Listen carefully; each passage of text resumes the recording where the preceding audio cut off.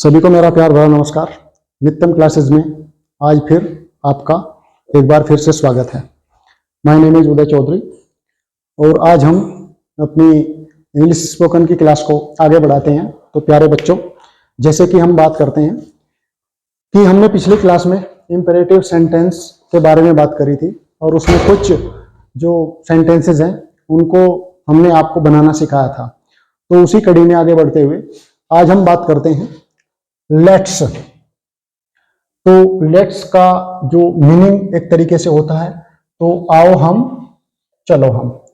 तो इसके तहत हम कुछ क्वेश्चंस या कुछ सेंटेंसेस जो हैं उनके बारे में बात करते हैं।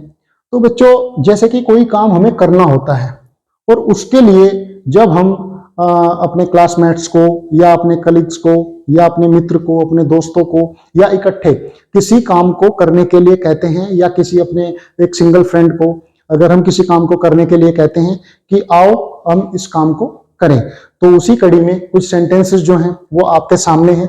जैसे कि हम बात करते हैं लेट्स गो देयर, आओ वहां चले। अगला लेट्स लर्न इंग्लिश, आओ इंग्लिश सीखें। नेक्स्ट है लेट्स ड्राइव द कार, आओ कार चलाएं। लेट्स डू द स्टडी, आओ स्टडी करें या आओ अध्ययन करें।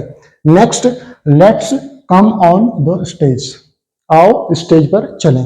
तो प्यारे बच्चों, जैसे कि हम देख रहे हैं कि किसी भी काम को करने से पहले या किसी भी काम को करने के लिए हमें एक पार्टिकुलर वर्ड का यूज करना पड़ रहा है, दैट्स इज लेट्स। तो लेट्स का मीनिंग जो है कि आओ हम और चलो हम, या यानी कि किसी काम को करने के लिए जब हम कोई सेंटेंस अंग्रेजी में बोलते हैं तो उससे पहले हमें लेट्स लगाना पड़ेगा और उसके बाद जो ऑब्जेक्ट है उसको लगाना पड़ेगा। तो इसके साथ साथ जैसे कि नेक्स्ट है लेट्स टेक टी, आओ चाय लें। आगे लेट्स ईट फूड, आओ भोजन लें या आओ भोजन खाएं। लेट्स डू इट, आओ इस काम को करें। तो देखिए, जहां पर भी हम लेट्स का यूज कर रहे हैं तो वहां पर क्वेश्चन को या किसी सेंटेंस को या किसी क्वेश्चन को कंप्लीट करना है या हम किसी से एक तरीके से पूछ रहे हैं या कह रहे हैं, तो वहां पर भी हम एक लेट्स का यूज ही कर रहे हैं। आगे जैसे कि बात करते हैं लेट्स प्रैक्टिस, आओ अभ्यास करें किसी भी चीज के बारे में, किसी भी एक्सरसाइज के बारे में या किसी गेम्स के बारे में अगर हम आपस में वार्तालाप कर रहे हैं तो हम इसका यूज करते हैं। लेट्स वॉच द टीवी, आओ टीवी देखें। लेट्स टॉक इन इंग्लिश, आओ अंग्रेजी में बात करें। तो लेट्स रन, आओ दौड़े। तो बच्चों, जैसे कि आपने ये बेसिक सेंटेंसेस देखे हैं तो इनमें आप किसी भी सेंटेंस से पहले जहां पर मिलकर काम करने की बात आती है या आपका कोई दूसरा फ्रेंड है, आपका कोई दोस्त है और उसके साथ मिलकर आपको कोई काम करना है, तो बच्चों वहां पर आपको लेट्स का यूज करना है। तो जाहिर सी बात है कि आप लोगों की समझ में ये चीज बहुत बेहतर तरीके से आ गई होगी। तो फटाफट आप लोग इन चीजों को एक बार फिर से रिपीट करें मेरे साथ। Let's go there, let's learn English, let's drive the car, let's do the study, let's come on the stage, let's take tea, let's eat food, let's do it, let's practise, let's watch the TV, let's talk in English, let's run. तो देखिए कितना आसान हो जाता है किसी भी बात को बोलना। हम जैसे कि अंग्रेजी सीखने की बात कर रहे हैं, सिखाने की बात कर रहे हैं, तो हम किसी भी सेंस को लेट्स के साथ जब हम जोड़ते हैं तो वहां पर किसी काम को करने का जो एक सेंस होता है वो सामने आता है। तो बच्चों, इस प्रकार हमारे बहुत सारे सेंटेंसेस बन जाते हैं या बहुत सारे सेंटेंसेस को हम इस सेंस में बोल सकते हैं। तो इसके लिए आपको लेट्स का यूज करना होगा और अपने दैनिक जीवन में जितने भी आप काम करते हैं उनसे पहले जो है, अगर हम इकट्ठा काम कर रहे हैं, अपने दोस्त या फ्रेंड के साथ काम कर रहे हैं, तो उसको यानी साथ मिलकर काम करने की जो प्रक्रिया है उसको, उसके जो सेंटेंसेस हैं उनको लेट्स से स्टार्ट कर सकते हैं। तो मुझे उम्मीद है कि आप जो है इस तरीके से जो प्रयोग होने वाले वाक्य हैं, प्रयोग होने वाले सेंटेंसेस हैं, उनको अपने दैनिक जीवन में बिल्कुल यूज करेंगे। तो बच्चों इससे अगले टॉपिक की बात करते हैं, और the topic is use of have, use of had, use of, will have. Now we will discuss about the three senses in the sentences. तो बच्चों अब हमारे पास दूसरा जो टॉपिक है वो ये है कि subject plus has plus have plus object. फिर दूसरी सेंस क्या है? Subject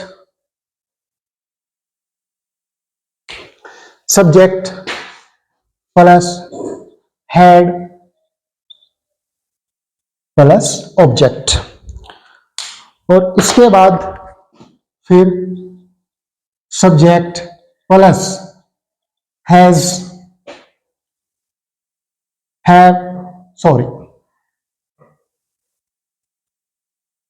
plus will have plus object.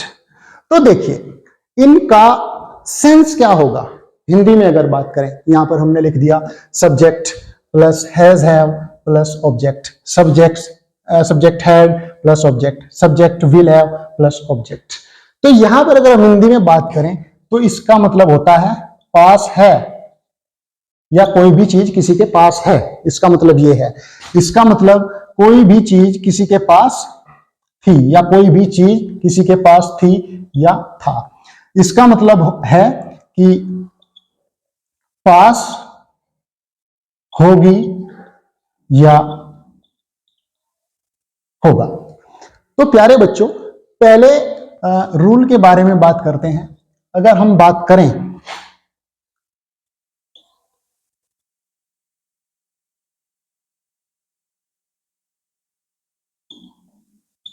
मेरे पास एक पेन है, तो इसकी अंग्रेजी जो होगी वो ये बनेगी I have a pen. Singular और प्लूरल का नियम इसमें क्या कहता है, यहां पर देखिए आई वी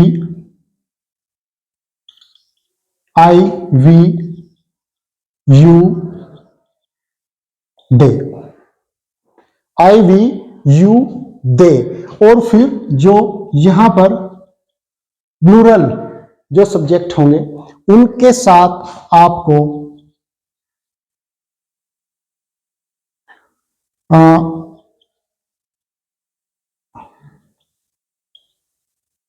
हैव का प्रयोग करना है। इसके बाद ही, शी, इट और सिंगुलर जो सब्जेक्ट होंगे उनके साथ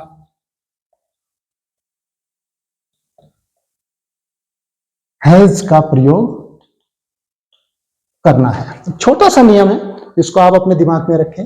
आई वी यू दे और जो प्लूरल सब्जेक्ट हैं उनके साथ जो है हैव का प्रयोग करना है, और ही सी इट और सिंगुलर जो सब्जेक्ट हैं उनके साथ हैज का प्रयोग करना है।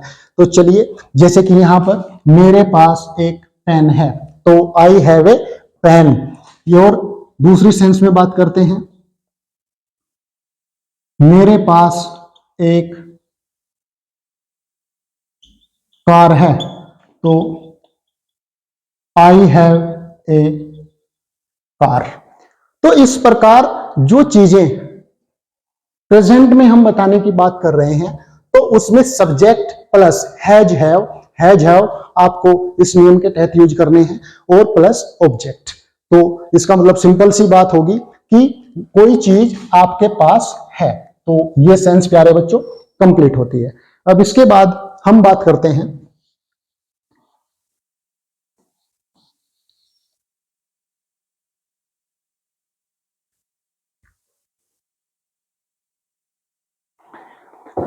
इसके बाद बात होती है सब्जेक्ट प्लस हैड या ऑब्जेक्ट। इसके तहत हम एक वाक्य लिखते हैं, मेरे पास एक कार थी। तो यहां पर अगर हम इसकी अंग्रेजी की बात करें तो आई हैड ए कार। तो प्यारे बच्चों, ज्यादातर हमारे पास जैसे कि अंग्रेजी में बात करने की बात आती है तो वहां पर जो पास्ट टेंस में जो चीजें बोली जाती हैं या पास्ट में कोई सेंस होती है सेंटेंस की, तो वहां पर बड़ी प्रॉब्लम आती है। हम वहां पर हेड का यूज कहां करें, वाज का प्रयोग कहां करें, वर का प्रयोग कहां करें। तो इस प्रकार हम सिंपल इन चीजों को बड़ा आसान कर सकते हैं। अगर कहीं पर ये था, थी, थे इस प्रकार अगर बात आती है या किसी वस्तु के होने की पास्ट में सेंस की बात अगर हम करें तो वहां पर हैड का प्रयोग होगा। या हम बात करें कि मेरे पास एक पेन था, आई हैड ए पेन। मेरे पास एक किताब थी, आई हैड ए बुक। या कुछ भी चीज हम बात करें, मेरे पास एक मोबाइल था या तुम्हारे पास एक मोबाइल था, तो इस प्रकार जो है हम वहां पर हैड का प्रयोग कर सकते हैं। तो प्यारे बच्चों, तीसरी चीज क्या आती है, सब्जेक्ट प्लस विल हैव और ऑब्जेक्ट। तो इसमें क्या होगा, ये फ्यूचर में बात होगी कि ये चीज मेरे पास होगी। हम तीन सेंस के बारे में बात कर रहे हैं कि कोई चीज आपके पास है, कोई चीज आपके पास थी और कोई चीज आपके पास होगी। तो प्यारे बच्चों, इस तरीके से हमारे पास जब तीसरी सेंस आती है तो तीसरी सेंस को हम बात करते हैं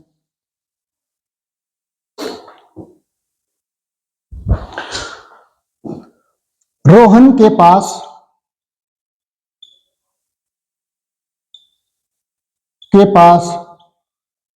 एक मोबाइल होगा। तो यहां पर इसकी अंग्रेजी क्या होगी, Rohan will have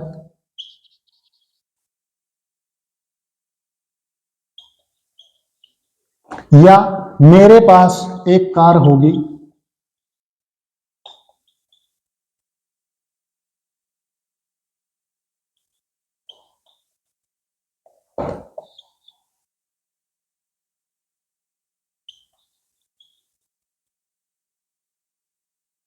I will have a car।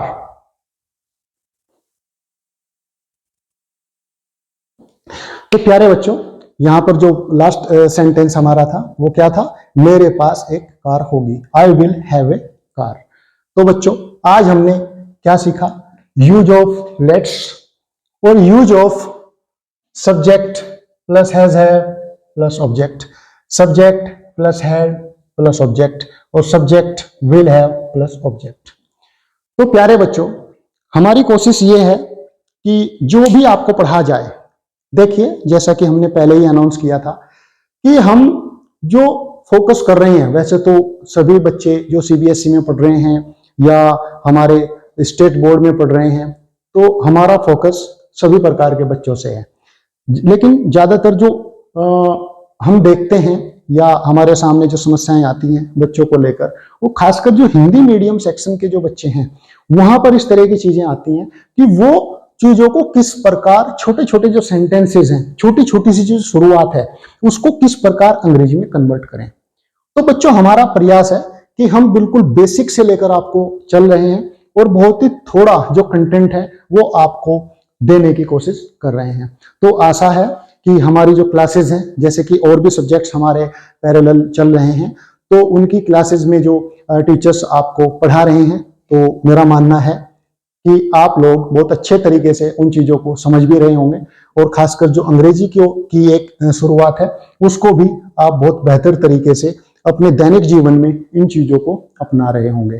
तो हमारी कोशिश आगे ये रहेगी कि आपको अल्टरनेटिव जो डेज हैं, उनमें जो हमारी स्पोकन की जो क्लास है वो लगातार ज्यादा से ज्यादा मिले। तो इसके साथ ही आप सभी का नित्यम क्लासेस में जुड़ने के लिए बहुत बहुत धन्यवाद और आपका बहुत बहुत आभार।